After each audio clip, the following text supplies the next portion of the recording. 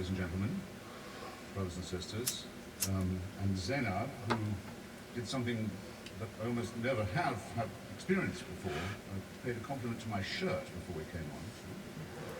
I was able to return by pointing to hers, which you're feasting your eyes on now, and saying, I once saw Norman St. Stevens, now Lord Stevas of Fawley, wearing a shirt just like that on television.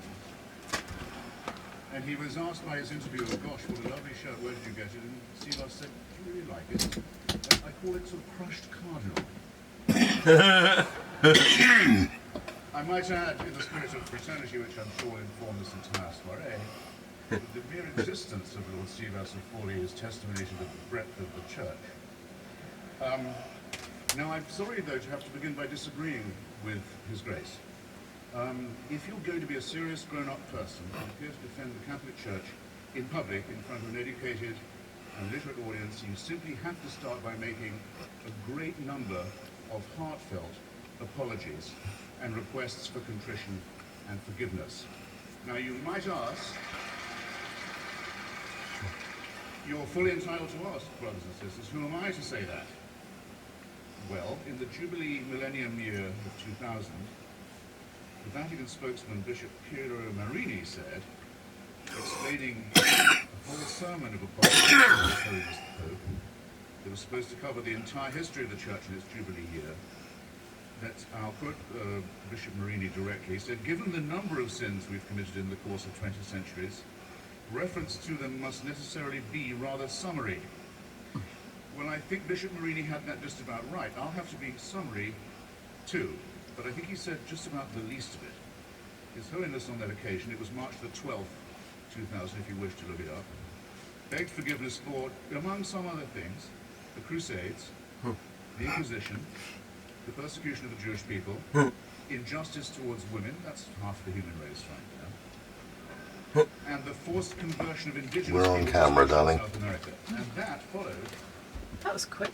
a whole series of preceding apologies, or apologies, I would say, of a kind, made by the late Pope Apple, who, it troubles me not at all to say, was a very impressive and serious human being. It followed no less than 94, count them, public recognitions on his part of appalling crime and error and cruelty and stupidity and offences to the free intelligence, ranging from, I shall be summary, like Bishop Marini, the African slave trade, apologised for in 1995. The admission that Galileo was right. The relationship between the sun and the earth and other orbs, which came in 1992, one might add, I won't say, it's too easy to say better late than never, here, said it. To violence and torture, legalized torture. Torture was legalized and institutionalized by the Roman Pontiff during the Counter-Reformation. That came in 1995. And of course silence during Hitler's final solution, or Shoah, as well as in 1999 coming in just under the Millennium Jubilee wire, an apology for the burning alive in the main square of Prague of the great Czech Protestant Jan Hus. Since that big fiesta of forgiveness that began in, or culminated, I might say, in 2000, fiesta of forgiveness, fiesta of asking for it, the papacy is also asked to be forgiven for the sack of Constantinople and the massacre of Byzantine Christianity in April 1204, as part of the Fourth Crusade, the anathema on all Eastern Orthodox Christians as unbelievers, heretics, and people dwelling outside the health of the Church, was lifted only in 1964. I call your attention to that. He also expressed sorrow about the murder and forced conversion of Serbian Orthodox Christians in the Balkans during the Second World War. And it doesn't end there. There are smaller but significant, equally significant, avowals of a very bad conscience. These have included regret for the rape and the torture of orphans and other children in church-run schools in almost every country on earth, from Ireland to Australia. And I'm pleased to see that due reconsideration is now being given, and may in fact have been given, to the hellish, I choose the word carefully, doctrine of limbo, St. Augustine's cruel and stupid disposal problem, solution to a non-existent problem. That is to say, the destination of the souls of unbaptized children. Up until now, Catholic parents have been taught that's where their unbaptized children went, a form of torture that's sometimes worse than the physical. Now it seems that this piece of Augustinian sadism is undergoing reconsideration as well. But remember, this is from a church that, on the whole, cannot err. We still await a more direct admission. For example, I give some suggestions of my own while we're at it. I would like them to take back the Concordat made with Adolf Hitler, the first treaty he ever signed, giving the church a monopoly over education in Germany in exchange for the dissolution of the Catholic Centre Party to give the Nazi Party a clear run. I apologise for the Lateran Pact with Mussolini, myself, also the first treaty ever signed by that fascist dictator. I would also think I'd want to reconsider the fact that Father Tiso, head of the Nazi puppet state in Slovakia, was a priest in holy orders. The Croatian fascist puppet state, the Ustaša state of Ante Pavlic, was also operating under full clerical protection and disguise, as was the regime of General Franco and the dictator Antonio Salazar. And I really think I would beg forgiveness for this. I don't think the German church should have asked Hitler's birthday to be celebrated from the pulpit every year until he died. These are very serious matters, and they're not to be laughed off by references to the occasional work of Catholic charities. But I draw your attention not just to the apologies, ladies and gentlemen, but to the evasive and euphemistic form that they take. Joseph Ratzinger, the current Pope, considered by some, by Catholics, to be the Vicar of Christ on earth, They made a film of says that. of Indians, the Indians They were call it massacred just in Ratzinger. conversion in Brazil. Did they? After the apologies Anthony were made, Hopkins is in it. Oh, cool. Oh no, it's the two popes. Two popes, did you see that? Yeah, it's really good. They were silently awaiting the arrival of the church. I don't think that's a very genuine kind of apology to do. In his comment, one of the few he's made on the institutionalization of rape and torture and maltreatment of children in Catholic institutions, he has said it's a very severe crisis which involves us, he said, in the following: in the need for applying to these victims the most loving pastoral care. Well, I'm sorry. They've already had that.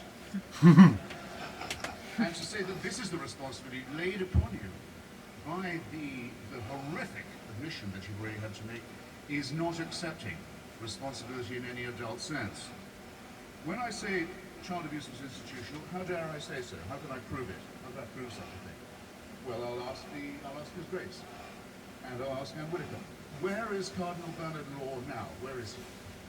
Where is the Cardinal Archbishop of Boston, whose resignation was indignantly demanded, finally, by 50 members of the church and by the whole laity of Massachusetts, who also demanded his prosecution for the promotion and protection and covering up and apology for Made a film about that defense as well. of people whose crimes against children are too revolting to specify. And he's not in the jurisdiction Spotlight. as perhaps you know. Oh, yes. He's the Supreme Vicar of the Church of Santa Maria Maggiore in Rome, personally appointed by the Pope to that as well as many other important sinecures. And in 2005, this man, a fugitive from justice and from complicity in the filthiest crime that it's possible for a human being to imagine, was one of those voting in conclave to decide who the next Vicar of Christ on earth will be. I don't know. I think I'd like to hear a bit more shame about this. I'd like to see a bit more confrontation with the reality of the business. Now, this is a serious question, as I've said, and Whitaker very often, rightly, in my opinion, attacks the climate of moral relativism, and if anything goes, it can very well be the handmaiden of postmodernist, hedonistic culture. I'm glad that she points these things out. But the rape and torture of children is not something to be relativized. It's not something to be excused as a few bad priests. It's certainly not to be excused by the hideously false claim made by some Catholic conservatives that this wouldn't have happened if queers hadn't been allowed into the church. Sorry to say that queerdom in the church is an old story too. And it's worse, it's much worse than pornography, and it's much worse than bad language on TV. And it's the crime that cries out for punishment. It's the thing that if we were accused of on this side of the house, we would die rather than admit. And if we were guilty of it, we'd kill ourselves. And it's the one thing the church has decided to excuse itself for under this papacy. The same euphemism comes in the term some Christians that is used in all the apologies about the Crusades, the Inquisitions, the anti-Semitic pogroms, and all the rest of it. So some Christians fell into error. Some Christians allowed themselves to be deceived in this way, to act against the gospel. Well, anti-Semitism was preached as an official doctrine of the church until 1964. Do you think that might have something to do with public opinion in Austria and Bavaria and Poland and Lithuania? That the Jewish people were accused collectively as a people of deicide, of the crime of the murder of God in the figure of Jesus of Nazareth. And that anathema on them was not lifted until 64, well after the perpetrators of the Holocaust had stood trial in secular courts and been rightly punished for their actions. How can this church say it has any moral superiority? It has difficulty catching up to what ordinary people regard as common moral and ethical sense, and it still can't make itself. Just wouldn't want to be apologise talking after properly Hitch, and would you? No. Because, and I'll quote again from the encyclicals, it is said of the Christians, Especially not on this one. of the No, complicity he's fairly on point. of the political and diplomatic alliance with fascism. Of all of these things, it is said, well, violence was committed, but I'll stress this, I'll underline it, I'll quote directly, in the service of the truth. So how is an apology possible? How is any understanding or undertaking or firm purpose of amendment to be allowed when the original sin, so to say, the radix malorum, the fons et origo, the problem in the first place, is the belief on the part of this church that it does possess a truth that we don't have. It does have a God-given right, a warrant, a mandate of heaven to tell other people what to do, not just in their public, but in their private lives. And until that is changed, till that fantastic and sinister and non-founded claim is changed, these crimes will go on repeating themselves, being partially denied, partially admitted when it's too late to do anything else, and covered up